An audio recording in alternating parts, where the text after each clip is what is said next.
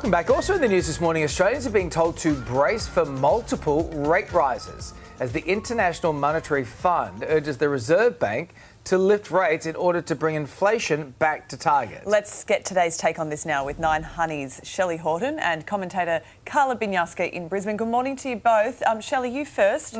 This is coming from the world's leading financial body, but have we ever cared what the IMF says? No. Can they shut up, please? Look, now. I understand we need to listen to the Reserve Bank.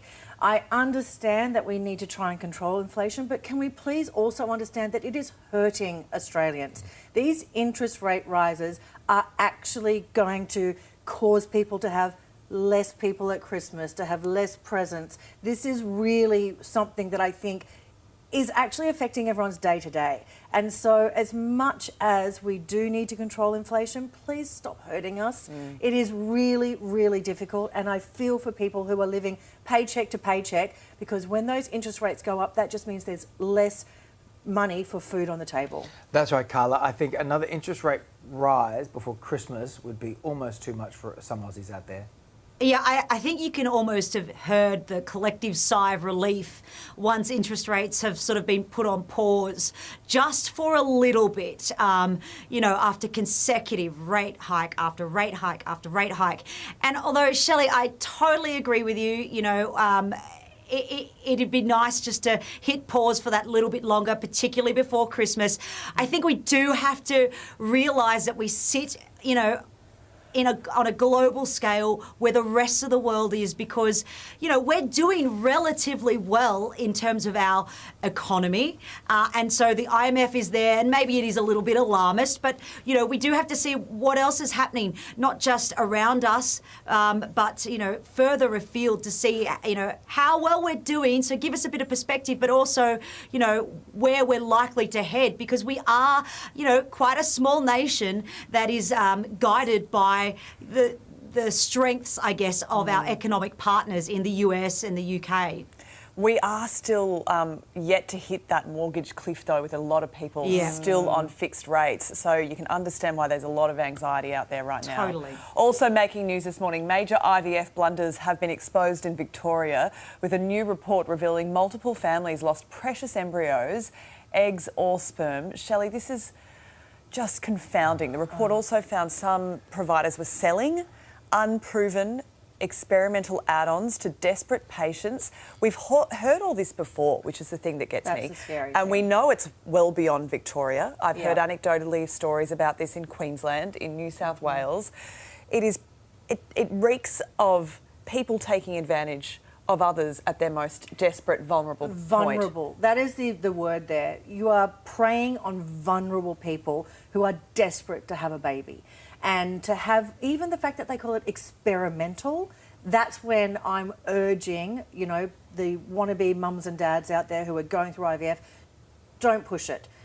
Don't go for the experimental stuff. Don't get caught up with get a second opinion. Yeah, about absolutely. them. And I think there's so much emotional trauma that goes through, having IVF. I have so many friends who've been through cycle after cycle after cycle. I think that when they're vulnerable and a company says, oh, and there's this one other test you could probably do, they're desperate. They're just grabbing at it. Take anything. Please, make sure you have a good medical team around you, and just know that we're all wishing you so much, well and success. And lots of success. That's it, Carla, isn't it? I mean, we hear so many success stories through IVF, and there are so many frustrating stories too, where families are putting themselves into an enormous amount of debt, and these companies are just mining that vulnerability. Totally. It is capitalisation on a horrible situation at its absolute core. You will do anything, and you put your trust and your hope and everything into these specialists, into these doctors, and it's parents being preyed upon, and you hope that they've got your best interests in mind. And you will literally do anything to hope that this next cycle is the one, that this is the one that takes. I've got friends who have gone through cycle after cycle, who have been caught up in this situation in Victoria, dozens plus times that they've gone through, and they have found out that their embryos were destroyed. And the heartache that surmounted on top of loss already is just, it's palpable, it's awful, and I think there just needs to be greater regulation of the industry. I mean, the fact that there is no federal, there's no, each state, I think Victoria, SA and WA have different laws that govern their states. I can't believe that there's no one body that regulates the whole thing to stop this, this money grab from doctors who are experimenting. It's awful. Well, that's it. We all know the stories. We just need to see some change now, don't we? Carla and Shelley, stay with us when we come back. Love is in the air. Nathan Cleary and Mary Fowler make it kind of official. We discuss next. Well, guys, love is in the air. Finally. It seems as though the dating rumours have finally been confirmed by a Papped. Ivan Cleary and Mary Fowler are an item after being snapped together in... Nathan. What did I say? Ivan. I said Ivan. Ivan's dad, sorry. That's very Sorry, awkward. Very uncomfortable. That is Nathan Cleary. Nathan Look at that rig. Cleary and Mary Fowler. I haven't seen the dad without his shirt off, but I'm assuming it's not that look. Shelley and Carl are still here. Shelley, I don't want to take away from the fact, I love this, I love love. Yeah?